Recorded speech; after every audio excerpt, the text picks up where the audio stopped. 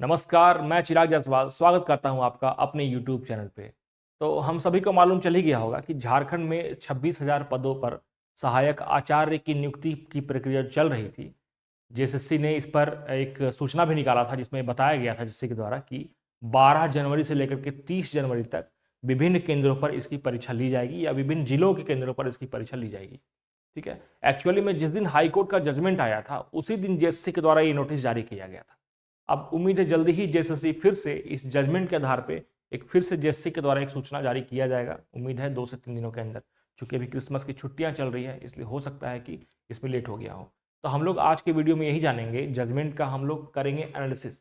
ठीक है, इस पर हम लोग जानेंगे कि आखिर जजमेंट में ऐसा क्या है जिनमें कि ये हमें मालूम चलेगा कि सीटेट, बीटेट या फिर आप किसी अगर अदर स्टेट के भी आप टेट क्वालिफाइड है तो आप इसमें एलिजिबल है या नहीं है, अगर है तो किन शर्तों के साथ। ठीक है, इसके बाद हम लोग चर्चा करेंगे पीजीटी और लैब असिस्टेंट के फाइनल रिजल्ट को लेकर के। ठीक है ना, तो आप वीडियो में एंड तक बने रहिए ताकि आपको किसी भी इंपॉर्टेंट इन्फॉर्मेशन आपसे मिस ना हो जाए। तो बिना टाइम गंवाए हम लोग स्टार्ट करते हैं आज का वीडियो। सबसे पहले जानिए कि झारखंड सीटेट उत्तीर्ण अभ्यर्थी संघ, ठीक है, झारखंड शब्द का इस्तेमाल किया गया है और यहीं के जो सीटेट जितने भी क्वालिफाइड कैंडिडेट्स थे झारखंडी लोग, उन्होंने मिलकर एक संघ बनाया और संघ का सचिव बनाया गया सोनू सुमन को। ठीक है, और इन्हीं के द्वारा हाईकोर्ट में एक पीआईएल दर्ज किया गया। पीआईएल में यह डिमांड किया गया गवर्नमेंट के मतलब गवर्नमेंट से डिमांड किया गया कोर्ट के थ्रू कि या तो आप जेटेट की परीक्षा का आयोजन कराने के बाद ही इस सहायक आचार्य की नियुक्ति प्रक्रिया प्रारंभ कीजिए या फिर हम जो सीटेट उत्तीर्ण छात्र हैं हमें भी मौका दिया जाए। क्योंकि अगर हमें आप मौका नहीं दीजिएगा, क्योंकि 8 साल लगभग हो चुके हैं, ठीक है ना, क्योंकि लगभग 8 साल हो चुके हैं आपका जेटेट कंडक्ट कराए हुए, और आप अभी नहीं लीजिएगा जेटेट एग्जाम और बिना जेटेट के ही एग्जाम को कंडक्ट करा दीजिएगा, तो हम इस प्रक्रिया से अछूते रह जाएंगे और हो सकता है कि हम में से कई ऐसे लोग रहेंगे जो कि एज का जो क्राइटेरिया है ओवर एज भी हम लोग हो जाए। ठीक है ना, तो हमारे साथ अन्याय ना हो, हमारे साथ इंसाफ हो, इसके लिए गुहार लगाया गया।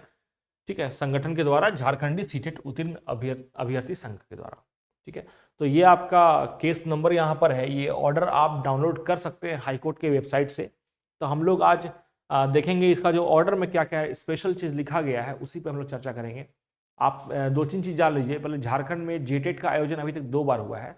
फर्स्ट बार हुआ था 2013 में और सेकेंड बार हुआ था 2016 में। उस समय इसमें जो पद के नाम थे या फिर पद का ग्रेड पे था वो बिल्कुल डिफरेंट था। अभी का पद का नाम या ग्रेड पे वो अलग है। ठीक है, उस पर भी हम लोग कई बार चर्चा कर चुके हैं अपने ही वीडियोस में। ठीक है, तो हम लोग आज चर्चा करेंगे इस जजमेंट को लेकर के।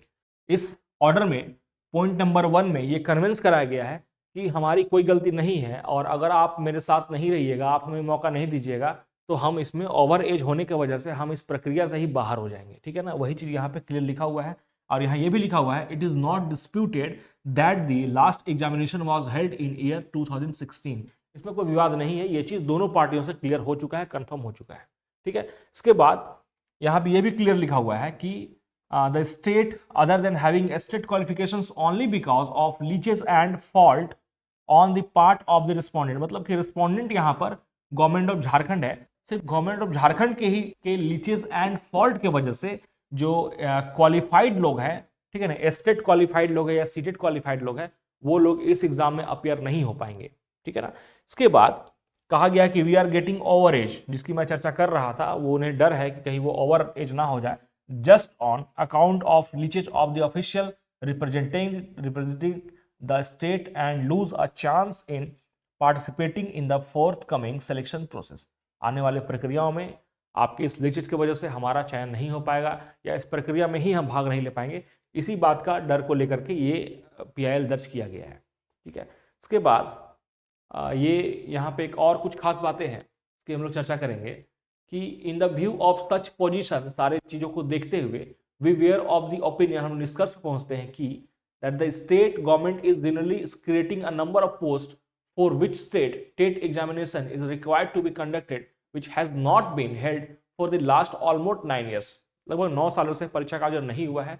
Last examination was held in 2016, इसी बात को रिपीट किया गया है। Then it should take into consideration the state provision, we therefore advise the learned council for the state to file a short affidavit।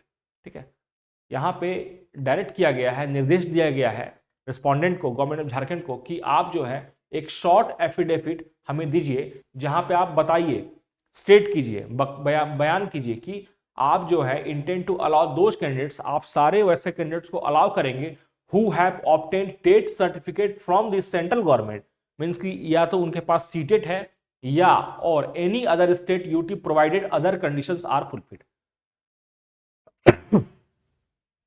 तो या तो आपके पास सीटेट है या तो आपके पास किसी अदर स्टेट का टेट सर्टिफिकेट है, तो आप उसको अलाउ करेंगे। इस बात को आप मुझे एफिडेविट के माध्यम से मेरे पास सबमिट कीजिए। ऐसा निर्देश दिया गया हाईकोर्ट के द्वारा गवर्नमेंट ऑफ झारखंड को। In the pursuant there to of supplementary counter affidavit, ये जो स्टेट ऑफ गवर्नमेंट के द्वारा ये का सप्लीमेंट्री फाइल किया गया था, उसी का डिटेल्स है। आप चाहे तो मैंने इसको अपने टेलीग्राम चैनल पे पूरे जजमेंट को भेज रखा है, आप चाहे तो टेलीग्राम चैनल का लिंक भी मैंने दे रखा है डिस्क्रिप्शन बॉक्स में, आप वहां पे जाइए और इस जजमेंट को डाउनलोड करके आप अच्छे से रीड कर सकते हैं।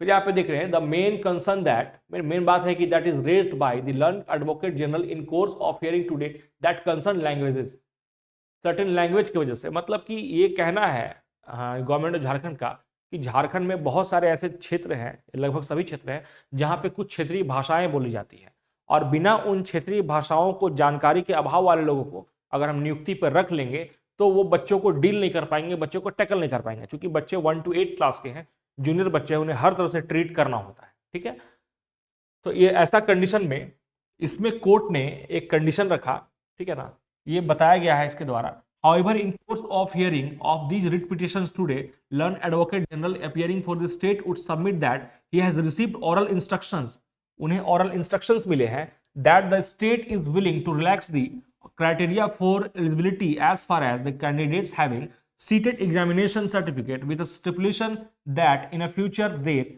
they have to clear their state examination and those persons should the residents of Jharkhand। ठीक है, उन्हें orally instructions मिले हैं कि जो भी सीटेट क्वालिफाइड, जिनके भी पास भी सीटेट एग्जामिनेशन का सर्टिफिकेट है या फिर स्टेट टेट, ठीक है ना, अदर्स जो स्टेट है वहां के टेट सर्टिफिकेट उनके पास है, उनको भी आप मौका दीजिए, लेकिन वो रेसिडेंट्स ऑफ झारखंड के होने चाहिए। वो श्योर होना चाहिए कि उनके पास अगर C TET, like B TET, Bihar TET, या फिर हम बात करें यूपी टेट, है ना, आगे जाकर के बात भी हुआ है कि नेबरिंग जो स्टेट है उनकी ही बात की गई है। तो ऐसे इस तरह के जो कैंडिडेट है जिनके पास जेटेट नहीं है, जेटेट वालों को किसी तरह का कोई समस्या नहीं है, हम बात कर रहे हैं बाकी लोगों का जो जेटेट नहीं है, तो सीटेट के साथ साथ में वो झारखंडी होने चाहिए। मतलब जब फॉर्म भरने के लिए जब फिर से पोर्टल ओपन किया जाएगा तो वहां पे एक कॉलम जरूर रखा जाएगा कि आप झारखंडी है या नहीं है। अगर आप होंगे, झारखंडी होने का सर्टिफिकेट जमा कीजिएगा, इट मीन्स की रेसिडेंशियल सर्टिफिकेट, तो ही आप फॉर्म को आप भर पाइएगा, अदरवाइज नहीं भर पाइएगा, ये चीज होगा ही होगा। ठीक है ना। इसके बाद कुछ और बातें हैं, जैसे कि since the law provides that every year there should be a TET examination, मतलब साल में एक बार ये नियम है कि टेट एग्जामिनेशन होना ही चाहिए। And for the last so many years, बहुत सालों से there has been no examination for testing the eligibility of the aspirants to be appointed as teachers. We are of the opinion that only those candidates who have seated certificate and residents of Jharkhand, but also residents of Jharkhand having other certification and having state TET other examinations certificate of any the neighboring states। ठीक है, यहाँ पे मैंने जो बोला था neighboring states का जिक्र हुआ है, मतलब कि उन सभी को मौका देना होगा, ना सिर्फ झारखंडी, वैसे झारखंडी जिनके पास सीटेट है वैसे भी झारखंडियों को मौका देना होगा जिनके पास नेबरिंग स्टेट का टेट सर्टिफिकेट है। लेकिन वो शर्त क्या है उसको हम लोग जानेंगे। वो शर्त है, शर्त आपको इस पेज में लिखा हुआ है, वी फर्दर डायरेक्ट, हम लोग आगे निर्देश देते हैं कि those residents of state of Jharkhand who are otherwise eligible to appear in the examination and hold a seated certificate और a certificate issued by neighbouring states having residents of Jharkhand shall be allowed to appear in the ongoing process. मतलब सारे लोगों को ongoing process जो चल रहा है प्रक्रिया उसमें अलाउ किया जाता है। With a further stipulation, states shall ensure that the examination, if not held within a year, is held at least within 3 next years, and the candidates who have participated in the selection process and have been appointed have to clear that a state examination within a period of 3 years by giving one chance। इसका मतलब कि आपको CTET है, आप झारखंडी हैं, आप बीटेट है झारखंडी है, आप यूपी टेट झारखंडी है, तो आपको हम लोग इस सिलेक्शन प्रक्रिया में मौका देंगे, आप फॉर्म भर सकते हैं। लेकिन झारखंड गवर्नमेंट को निर्देश दिया गया है कि हर साल वो टेट का आयोजन कराएगी। अगर इन केस एक साल में टेट का आयोजन झारखंड सरकार नहीं करा पाती है तो कम से कम 30 साल में 3 साल में कम से कम एक बार सरकार को टेट का आयोजन कराना पड़ेगा, और उसमें आपको सिर्फ एक चांस मिलेगा उस एग्जाम को पास करने में। अगर उस एग्जाम को पास आप नहीं कर पाइएगा तो आपको सर्विस से डिसमिस कर दिया जाएगा। लेकिन अगर इन केस लिखा हुआ है, मैं बता रहा हूं ऑलरेडी आपको, अगर आप 3 सालों में झारखंड सरकार के द्वारा ये एग्जाम कंडक्ट नहीं कराया गया तो फिर आपके साथ किसी भी तरह के सर्विस डिसकंटिन्यूएशन या फिर किसी भी तरह की कार्रवाई का अंदेशा नहीं होगा, और आपका जो जॉब है वो कंटिन्यू बना रहेगा। ठीक है, इसके साथ एक और बातें हैं कि इसमें लिखा हुआ है जजमेंट में, आप डिटेल से पढ़ लीजिएगा उसको। लिखा हुआ है कि वैसे सभी कैंडिडेट्स जिनको मौका दिया जा रहा है, तो ये सबको पता है कि एग्जाम का डेट जेएसएससी के द्वारा जारी किया गया था जनवरी में, तो सभी के लिए 3 मंथ का एक्स्ट्रा टाइम मिल रहा है। ठीक है, एग्जाम का प्रिपरेशन के लिए आपको 3 मंथ का एक्स्ट्रा टाइम भी मिलने वाला है। मतलब एग्जाम का जो पॉसिबिलिटी था जनवरी में होने का, वो शिफ्ट कहां हो गया, अप्रैल में हो गया। ठीक है, एग्जाम कब होने का संभावना है, अप्रैल में, और बहुत मोस्ट प्रोबेबल चांस है कि अगर सरकार सुप्रीम कोर्ट इस पर नहीं जाती है तो एग्जाम जो है वो अप्रैल में हो जाएगा। तो अब हम लोग चर्चा करते हैं कि आखिर 3 महीने में हम लोग कोर्स को कैसे पूरा करें, या फिर क्या हम लोग के पास बेस्ट स्ट्रेटेजी होना चाहिए जिससे हम लोग इस कोर्स को कर सकते हैं। ठीक है, 3 महीने में अपनी तैयारी को बेहतरीन कर सकते हैं। तो उसके लिए मैं वीडियो को बहुत लंबा नहीं बनाऊंगा, लेकिन आप, मेरा नंबर नीचे फ्लैश हो रहा होगा, तो इसकी जानकारी के लिए आप मुझसे संपर्क कर सकते हैं, या फिर मैंने एक व्हाट्सएप ग्रुप बनाया है जेटेट मेंस को लेकर के, उसका भी मैं लिंक नीचे दे रहा हूं। आप लिंक पे जाइए और उस ग्रुप में जुड़ जाइए। आपको एग्जामिनेशन को लेकर के जितने भी तरह के इन्फॉर्मेशन है आपको उस व्हाट्सएप ग्रुप में मिलते रहेंगे। साथ में आप टेलीग्राम का चैनल भी मेरा जुड़ सकते हैं, उसका भी लिंक मैंने डिस्क्रिप्शन बॉक्स में दे रखा है। वहां पे आपको इस जजमेंट का कॉपी मैं सेंड कर दे रहा हूं, वहां जाकर डिटेल्स में आप उसको पढ़ सकते हैं। ठीक है ना।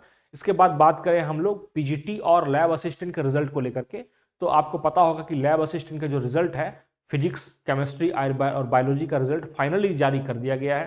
ठीक है ना। कुछ सीट को वैकेंट रखा गया है, जिसके बारे में कहा गया है कि हम लोग फिर से डीवी के लिए बुलाएंगे, लेकिन जिसका सिलेक्शन फाइनली हो चुका है उनका 26 दिसंबर 2023 को जैक में उनका काउंसलिंग होना है। काउंसलिंग के लिए टीम कौन कौन होंगे, किस तरह से काउंसलिंग में क्या क्या प्रक्रियाएं होंगी, सबके बारे में मैंने एक सेपरेट वीडियो बनाए रखा है, उसका भी लिंक मैं डिस्क्रिप्शन में दे रखा हूं, आप वहां जाकर चेकआउट कीजिए। इसके बाद बात करूं पीजीटी का, तो 2 सब्जेक्ट फिजिक्स और केमिस्ट्री का रिजल्ट फॉर डॉक्यूमेंट वेरिफिकेशन आ चुका है।